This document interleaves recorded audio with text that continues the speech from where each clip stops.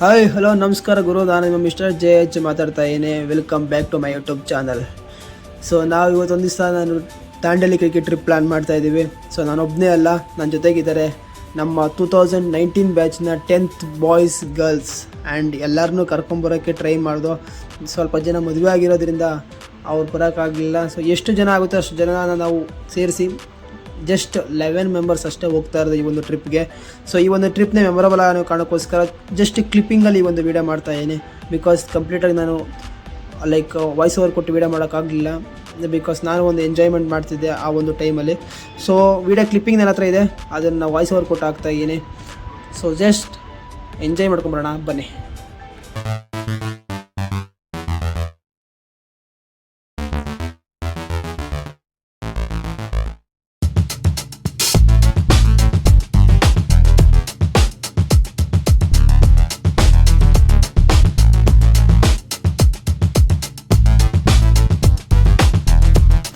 Trip start ಆಗಿ ಸ್ವಲ್ಪ ಟೈಮ್ವರೆಗೂ 1-2 hours 3 ವರೆಗೂ ಏನೂ ಇರಲಿಲ್ಲ ಗುರು. ಎಲ್ಲ ಸೈಲೆಂಟಾಗಿ ಕುತ್ಕೊಂಡ್ಬಿಟ್ಟಿದ್ರು. ನಾನು ಯಾಕಪ್ಪ ಇಷ್ಟು ಸೈಲೆಂಟಾಗಿ ಅವ್ರೆ ಅಂತ ಅಂದ್ಕೊಂಡಿದ್ದೆ. ಬಟ್ ಅದಾಗಿ 1-3 hour ಆದಮೇಲೆ ಸ್ಟಾರ್ಟ್ ಆಯ್ತಪ್ಪ ಎನರ್ಜಿ. ಇಲ್ಲಿಂದ ಆ ಜೋಶು ಕೊನೆ ಎಂಡ್ ದಾಂಡೇಲಿ ರೀಚ್ ಆಗೋವರೆಗೂ ಹಂಗೆ ಇತ್ತು ಗುರು.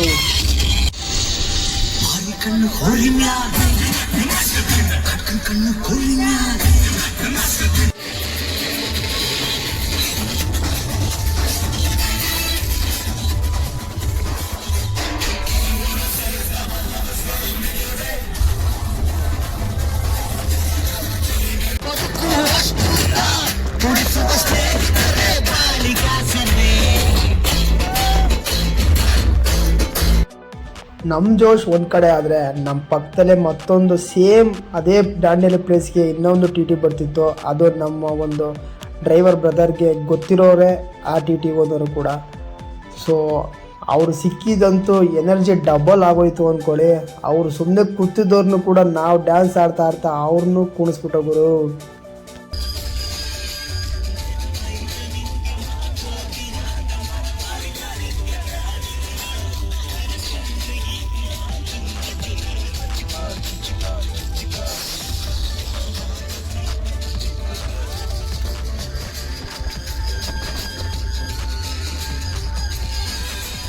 ಮತ್ತೆ ನಿನ್ನ ಹೃದಯದ ಏನು ಒಂದು ನೋವಿದೆ ಅದನ್ನ ಹೇಳ್ಕೊ.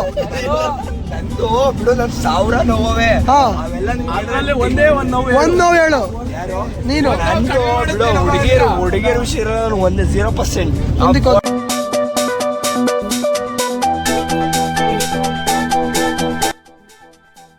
ಸೊ ಗುರು, ಫೈನಲ್ ಆಗಿ ನಾವು ದಾಂಡೇಲಿಯಿಂದ ತಲುಪಿದ್ದೀವಿ. ಮಾರ್ನಿಂಗ್ 7 AM ಆಗಿದೆ, ಅಂದರೆ 7 ಗಂಟೆ ಟೈಮಿಗೆ ನಾವು ಇಲ್ಲಿ ದಾಂಡೇಲಿಗೆ ಬಂದು ಆಲ್ರೆಡಿ ಒಂದು ಹೋಮ್ ಸ್ಟೇಯಲ್ಲಿ ಟಿಕೆಟ್ ಎಲ್ಲ ಬುಕ್ ಮಾಡ್ಕೊಂಡಿದ್ದೀವಿ. ಪರ್ ಪರ್ಸನ್ ನಮಗೆ 750 ಕಾಸ್ಟ್ ಮಾಡಿದ್ದಾರೆ. ಒಂದು ಇನ್ಕ್ಲೂಡಿಂಗ್ 6 ಆ್ಯಕ್ಟಿವಿಟೀಸ್ ಇನ್ಕ್ಲೂಡ್ ಆಗಿರುತ್ತೆ, ಪ್ಲಸ್ 1 hourಗೆ ಒಂದಷ್ಟು ಹೋಮ್ ಸ್ಟೇ ತೊಗೊಂಡಿದ್ದೀವಿ. ಸೊ ಟೋಟಲಾಗಿ 750 ಪರ್ ಹೆಡ್ ಸಿಕ್ಕಿರೋದು ನಮಗೆ. ಆ್ಯಕ್ಚುಲಿ ಕಡಿಮೆ ಇದು, ಈ ಒಂದು ದಾಂಡೇಲಿಯಲ್ಲಿ ಆ್ಯಕ್ಚುಲಿ ಕಡಿಮೆ ಈ ಒಂದು ಹೋಮ್ ಸ್ಟೇಯಲ್ಲಿ. ನೀವು ನೋಡ್ತಿದ್ದೀರಲ್ಲ, ಇದೇ ಒಂದು ಹೋಮ್ ಸ್ಟೇಯಲ್ಲಿ ಒಂದು 2 hours ಇಲ್ಲಿ ಸ್ಟೇ ಆಗಿ ನಂತರ ನಾವು ದಾಂಡೇಲಿಗೆ ಹೋಗ್ತೀವಿ. ಇಲ್ಲಿಂದ 20 kilometers ಇದೆ ಅಂತ ದಾಂಡೇಲಿ. ನಾವು ಫಸ್ಟ್ ಟೈಮ್ ಬರ್ತಾ ಇರೋದು. ಸೊ ನೈಟೆಲ್ಲ ಜರ್ನಿ ಮಾಡಿ ಸ್ಟ್ರೆಸ್ ಆಗಿರ್ತಾರಲ್ಲ ಹುಡುಗರು, ಆ ಕಾರಣಕ್ಕೋಸ್ಕರ ಇಲ್ಲಿ 1-2 hour ರೆಸ್ಟ್ ತಗೊಂಡು ಸೊ ನೆಕ್ಸ್ಟು ನಾವು 9 ಗಂಟೆಗೆ ಸ್ಟಾರ್ಟ್ ಆಗೋದು ಆ್ಯಕ್ಟಿವಿಟೀಸು, ಅಲ್ಲಿ ಹೋಗ್ತಾಯಿದ್ದೀವಿ. ಸೊ ಹುಡುಗರೆಲ್ಲ ರೆಸ್ಟ್ ಮಾಡ್ತಿದ್ದಾರೆ, ಬನ್ನಿ ಕರ್ಕೊಂಡು.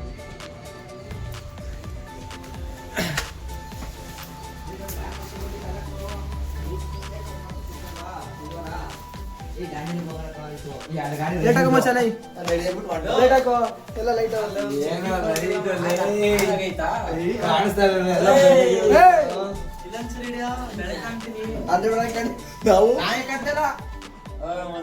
ಇವರೆಲ್ಲ ನಮ್ಮ 10th ಗ್ರೂಪ್ ಅಪ್ಪ. 2016 ಬ್ಯಾಚ್. ವರ್ಷ ಆಯ್ತು, ವರ್ಷ ಎಲ್ಲ ಬಂದು ಸೇರೋದು. ಸೊ ಆ ಒಂದು ದಾಂಡೇಲಿ ಪ್ಲೇಸಲ್ಲಿ 2 to 3 hours ರೆಸ್ಟ್ ಮಾಡಿದ ನಂತರ ನಾಷ್ಟ ಮುಗಿಸಿ ಅಲ್ಲಿಂದ 20 kilometers ದೂರ ಇರುವಂಥ ಗಣೇಶ್ ಗುಡಿ ಅಂತ ಪ್ಲೇಸ್ಗೆ ಹೊರಟು. ಸೊ ಆ ಒಂದು ಟಿಕೆಟ್ ಏನಿದೆ ದಾಂಡೇಲಿಗೆ ವಾಟರ್ ರಿವರ್ ಆ್ಯಕ್ಟಿವಿಟೀಸ್ದು ಸೊ ಅದು ಟಿಕೆಟ್ ತಗೊಂಡು ಆ ಒಂದು ಪ್ಲೇಸ್ಗೆ ಹೋಗಿ ನಂತರ ಅಲ್ಲಿನ ಆ್ಯಕ್ಟಿವಿಟೀಸ್ನ ಸ್ಟಾರ್ಟ್ ಮಾಡ್ದೋ. ಸೊ ಟೋಟಲಿ 6 ಆ್ಯಕ್ಟಿವಿಟೀಸ್ ನಾವು ಇನ್ಕ್ಲೂಡ್ ಆಗಿದ್ದರಿಂದ 1 by 1 ಸ್ಟಾರ್ಟ್ ಮಾಡ್ದೋ. ಅದರಲ್ಲಿ ಫಸ್ಟ್ ನಾವು ಸ್ಟಾರ್ಟ್ ಮಾಡಿದ್ದೆ ರಾಫ್ಟಿಂಗು. ಅದರಿಂದ ಒಂದು ಕ್ಲಿಪ್ಪಿಂಗ್ ಇದೆ ನನ್ನ ಹತ್ರ, ಬನ್ನಿ ತೋರಿಸ್ತೀನಿ.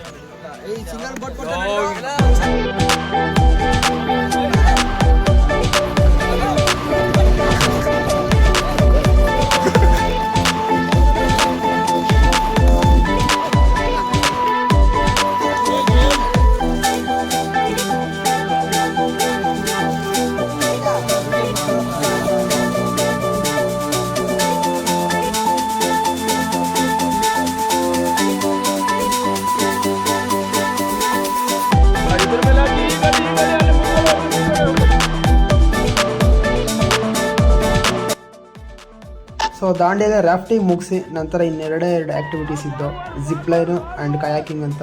ಸೊ 2 ಆ್ಯಕ್ಟಿವಿಟೀಸ್ ಮುಗಿಸಿ ನಂತರ ನಾವು ದಾಂಡೇಲಿ ಬಿಟ್ಟು ಒಂದು ನೆಕ್ಸ್ಟ್ ನಾವು ಪ್ಲೇಸ್ಗೆ ಹೋಗಿದ್ದು ಈ ಪ್ಲೇಸ್ಗೆ.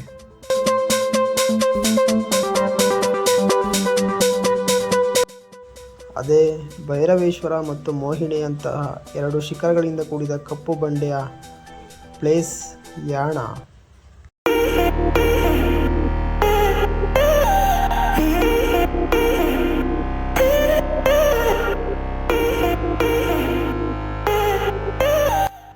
ಕರ್ನಾಟಕದ ಸಹ್ಯಾದ್ರಿ ಪರ್ವತದಲ್ಲಿರುವ ಈ ಒಂದು ಯಾಣ ಒಂಥರ ನೋಡದ ಸುಂದರ.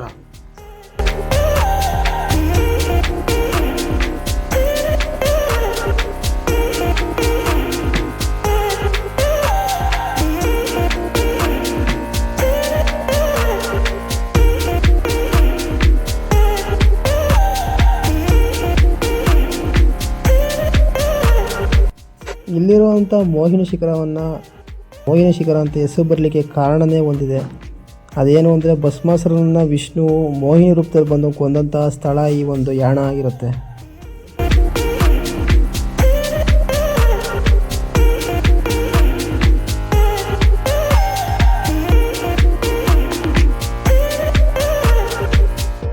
ಸೊ ಫೈನಲಿ ಯಾಣ ನೋಡಿ ಹೊರಗಡೆ ಬರೋಷ್ಟರಲ್ಲಿ ಆಲ್ರೆಡಿ 7 o'clock ಆಗಿತ್ತು. ಸೊ ಅಲ್ಲಿಂದ ನಾವು ಡೈರೆಕ್ಟ್ ಹೊರಟಿದ್ದೆ ಮುರುಡೇಶ್ವರ ಕಡೆಗೆ. ಮುರುಡೇಶ್ವರ ಅವತ್ತು ನೈಟ್ ಅಲ್ಲೇ ಸ್ಟೇ ಆಗಿ ಮಾರ್ನಿಂಗ್ ದೇವ್ರನ್ನ ದರ್ಶನ ಮಾಡೋಣ ಅಂತ ಹೊರಟು.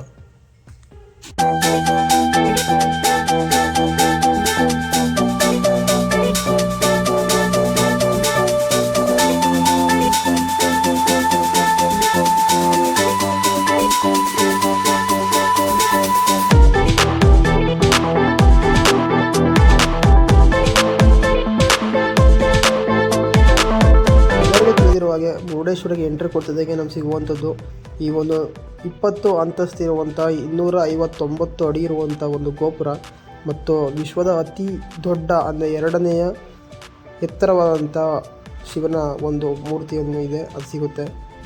ಮತ್ತು ಶಿವನ ಆತ್ಮಲಿಂಗವನ್ನು ಕೂಡ ಈ ಒಂದು ಪ್ರದೇಶದಲ್ಲಿ ಅಂದರೆ ಈ ಒಂದು ಪ್ಲೇಸಲ್ಲಿ ನಾವು ನೋಡ್ಬೋದು.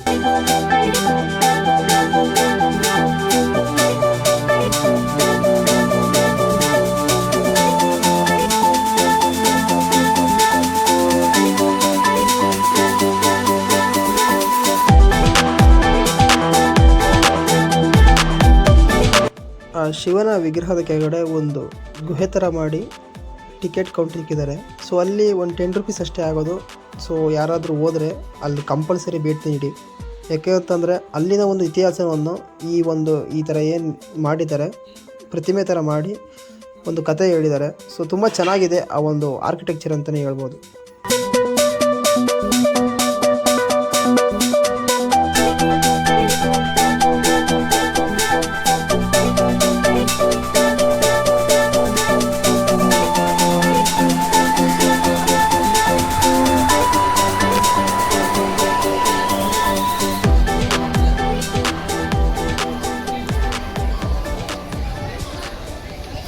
ಸೊ ಮುರುಡೇಶ್ವರನ ಕಂಪ್ಲೀಟ್ ದರ್ಶನ ಮುಗಿಸಿ ಅಲ್ಲಿಂದ ನಾವು ಡೈರೆಕ್ಟ್ ಹೊರಟಿದ್ದು ಮುರುಡೇಶ್ವರದಿಂದ ತುಂಬ ಹತ್ತಿರ ಇರುವಂತಹ ಹೊನ್ನಾವರ ಬೀಚ್ಗೆ.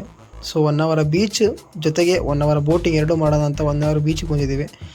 ಸೊ ಮಧ್ಯಾಹ್ನ ಟೈಮಲ್ಲಿ ಹೊನ್ನಾವರ ಬೀಚಲ್ಲಿ ಯಾವ ಥರ ಎಂಜಾಯ್ ಮಾಡಿದ್ದೀವಿ ಅಂತ ಈ ಒಂದು ಕ್ಲಿಪ್ಪಿಂಗ್ ಇದೆ. ಸೊ ಬನ್ನಿ ನೋಡ್ಕೊಂಬರೋಣ.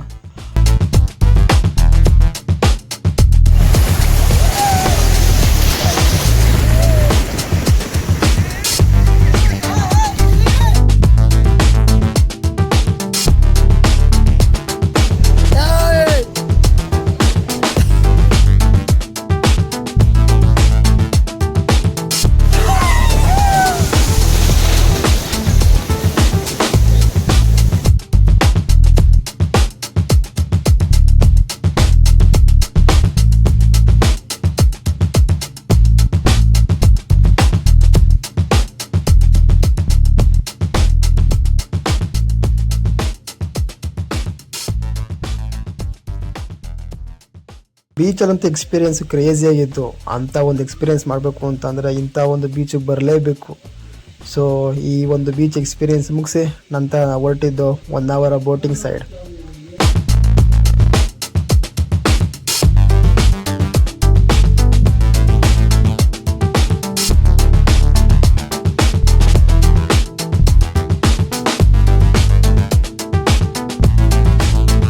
ಸೊ 1 ಅವರ್ ನಾವು ಹೋಗಿದ್ದು ಬೋಟಿಂಗ್ ಟೈಮು ಈವ್ನಿಂಗ್ ಅಷ್ಟರಲ್ಲಿ ಅಲ್ಲಿ ಏನು 1 ಅವರ್ ಬೋಟಿಂಗಲ್ಲಿರುತ್ತೆ ನೀರು ಸ್ವಲ್ಪ ಸಮುದ್ರಕ್ಕೆ ಹೋಗ್ಬಿಟ್ಟಿರುತ್ತಂತೆ. ಬಿಕಾಸ್ 1 ಗಂಟೆವರೆಗೂ ಮಾತ್ರ ಅದು ಫಾರೆಸ್ಟ್ ಲ್ಯಾಂಡ್ ಒಳಗೆ ಇರುತ್ತಂತೆ. ಸೊ ಅಲ್ಲಿ ಆ ಒಂದು ಲ್ಯಾಂಡ್ ಒಳಗೆ ಕರ್ಕೊಂಡು ಹೋಗ್ತಾರೆ. ಈ ಒಂದು ಈವ್ನಿಂಗ್ ಟೈಮ್ ಹೋದರೆ ಲ್ಯಾಂಡ್ ಒಳಗೆ ಕರ್ಕೊಂಡು ಹೋಗಲ್ಲ. ಸೊ ನಮಗೇನು ಅಂತಂದರೆ ನಾರ್ಮಲ್ ಬೋಟಿಂಗ್ ಥರನೇ ಫೀಲ್ ಆಯಿತು ಗುರು. ಸೊ ಹೋಗೋದಾದರೆ ನೀವು 1 ಗಂಟೆ ಒಳಗಡೆ ಹೋಗಿ ಸೊ ಆ ಫಾರೆಸ್ಟ್ ಎಲ್ಲ ನೋಡ್ಕೊಂಬನ್ನಿ, ಸಾಕಾಗಿರುತ್ತೆ.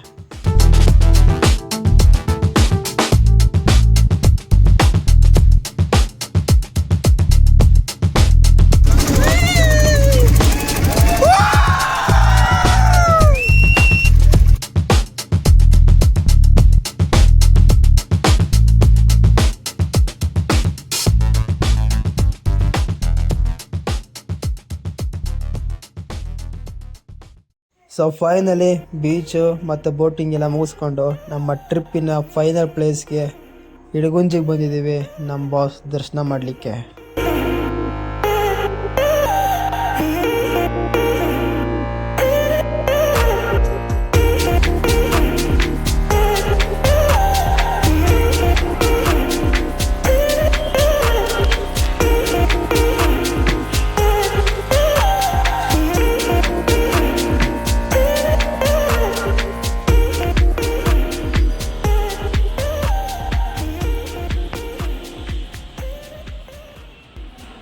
ಸೊ ಫೈನಲಿ ನಮ್ಮ ಬಾಸ್ ದರ್ಶನ ಮುಗಿಸಿ ಡೈರೆಕ್ಟ್ ನಾವು ಬೆಂಗಳೂರಿಗೆ ಹೋಗುವಂಥ ಟೈಮ್ ಬಂದೇ ಬಿಟ್ಟಿದೆ. ಸೊ 10th ಗ್ರೂಪವರೆಲ್ಲ ಸೇರಿ ಪ್ಲ್ಯಾನ್ ಮಾಡಿದ ಟ್ರಿಪ್ಪು ಸಕ್ಸಸ್ಫುಲ್ಲಾಗಿ ಕಂಪ್ಲೀಟ್ ಮಾಡಿದ್ದೀವಿ. ಸೊ ಈ ವಿಡಿಯೋ ನಿಮ್ಗೆ ಇಷ್ಟ ಆಯಿತು ಅಂತ ಅನ್ಕೋತೀನಿ. ಇಷ್ಟ ಆದರೆ ಲೈಕ್ ಮಾಡಿ, ಇಲ್ಲ ಮುಲಾಜ್ ಇಲ್ದಲೆ ಅನ್ಲೈಕ್ ಮಾಡಿ ಅಂತ ಹೇಳ್ತಾ ನಾನು ನಿಮಗೆ ನೆಕ್ಸ್ಟ್ ವೀಡಿಯೋದಲ್ಲಿ ಸಿಗ್ತೀನಿ. ಅಲ್ಲಿವರೆಗೂ ಟೇಕ್ ಕೇರ್, ಬಾಯ್ ಬಾಯ್.